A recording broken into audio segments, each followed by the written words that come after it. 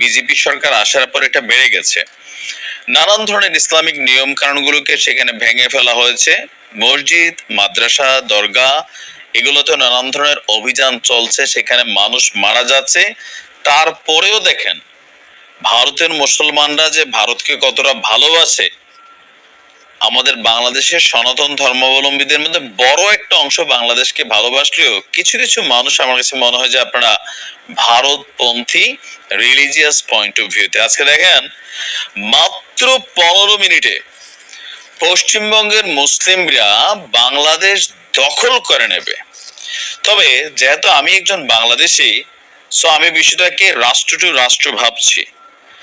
ভারতের এই ধরনের অধ্যত্বপূর্ণ কথা কোনোভাবেই দুই দেশের মধ্যে সৌহার্দ্যপূর্ণ সম্পর্ক সৃষ্টি করে না। দেখেন কতটা হেয় করে কথা বলছেন তারা, যে আপনার মাত্র 15 মিনিট লাগবে বাংলাদেশ নামক এই রাষ্ট্রটাকে দখল করতে। এই কথা কে বলছেন? যে তৃণমূল কংগ্রেস মানে মমতা দিদির যে দলটা আছে সেখানের মালদা জেলার সংখ্যালঘু সেলের সভাপতি টিঙ্কুর রহমান বিশ্বাস। সেই দেশের সংখ্যালঘু হচ্ছে মুসলিম সহ আর বাকি যারা আছে।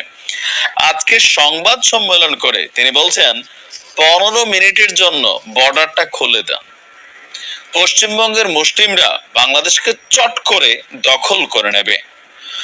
বলছে যে বিএনপির নেতারা আমাদের মানবিক মুখ্যমন্ত্রীকে ব্যঙ্গ করছিলেন, মানে রিজভী সাহেব মমতাকে নিয়ে যে কথাগুলো বলেছেন সেটাকে তারা কাউন্টার করে বলছে আমরা বলতে চাই, পশ্চিমবঙ্গের মুসলিমরা বলতে চাই, আমরা সংখ্যালঘু মুসলিম যারা আছি এখন আমাদের জন্য যথেষ্ট বাংলাদেশ দখল করা। মানে কলকাতাতে এত পরিমাণ মুসলিম আছে যে তারা নাকি বাংলাদেশটা দখল করে ফেলতে পারবে।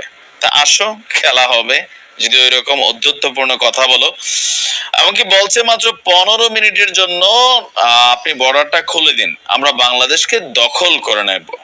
পুলিশও লাগবে না, ফোর্সও লাগবে না।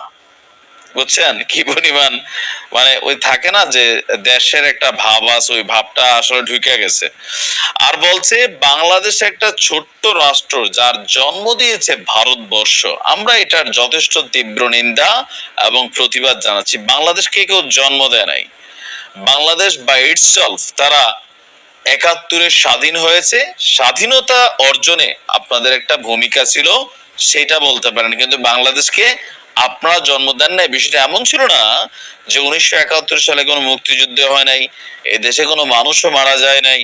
আপনারা আসছেন, আমরা গেছি ভারতের কাছে যে দাদা আমাদের দেশটাকে স্বাধীন করে দেন, আমরা বৈশা বৈশা ললিপপ খাই, আপনারা সেনাবাহিনী পাঠাইছেন, যুদ্ধ করছেন, তারপরে বাংলাদেশ স্বাধীন হয়েছে। তারপর আমাদের হাতে নিয়ে বলছেন যে নাও আমরা এটা তোমাদেরকে তুলে দিয়ে গেলাম। সো একটু ইতিহাস বুঝতে হবে। বলছে যে ওদের 7 লক্ষ শরণার্থীকে খাওয়া দাওয়া করিয়ে নিজের দেশে পাঠিয়েছিল ভারত। এই মুহূর্তে বাংলাদেশ রোহিঙ্গাদেরকে প্রায় 14 লক্ষ রোহিঙ্গাদেরকে কিন্তু আমরা খাওয়াচ্ছি। আজকে কত বছর তোমার বোঝা উচিত। এত বড় দেশ হয়ে যদি তোমরা 7 লক্ষ খাওয়াইছো খোটা দাও, তাহলে আমরা রোহিঙ্গাদেরকে কত লক্ষ পালতেছি, এটা বোঝা উচিত। হ্যাঁ, আচ্ছা, তারপরে বলছে সেই বাংলাদেশ আজকে যে জাতির পিতাকে চেনে না, মূর্তি ভাঙে, তার থেকে আর কি আশা করতে পারে অন্যান্য দেশগুলা। এখানে বঙ্গবন্ধু শেখ মুজিবুর রহমানের 71 সময় তার যে ভূমিকা ছিল সেটা অবশ্যই অনস্বীকার্য, এটাকে অস্বীকার করার কোনো সুযোগ নেই। দেশ স্বাধীনের পর ওনার বিভিন্ন রকম অ্যাক্টিভিটিতে বিতর্ক তৈরি হয়েছিল, আর যার কারণে তাকে প্রাণও দিতে হয়েছে। তো বলা হচ্ছে যে মমতা বন্দ্যোপাধ্যায় তার দলের সব নেতাকে নির্দেশ দিয়েছেন বাংলাদেশ প্রসঙ্গে মন্তব্য করতে বিরত থাকার জন্য, কিন্তু দলের লাগাম যে জেলা নেতৃত্বদের উপরে নেই, মমতার যে কন্ট্রোলিং নেই, সেটা স্পষ্ট হয়ে গেল।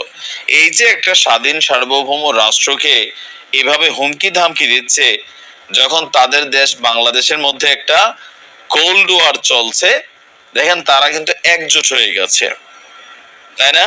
একজোট হয়ে গেছে। তা আমাদের দেশের হিন্দুদের উদ্দেশ্যে যে ভিডিওর প্রথমে বলছিলাম যে আমাদের মধ্যে অনেকে আছেন যে এইসব বিষয়ে চুপচাপ থাকেন। আপনারা মনে করেন যে ভারত আপনাদের মাতৃভূমি, বা সামহাও কিছু কিছু মানুষের অ্যাক্টিভিটিস আমার কাছে এমনই মনে হয়। দেখেন তাদের দেশে মুসলিমদের যতটা নির্যাতন হচ্ছে, বি অনেস্টলি বলেন তো বাংলাদেশে এর 10 ভাগের 1 ভাগ আছে?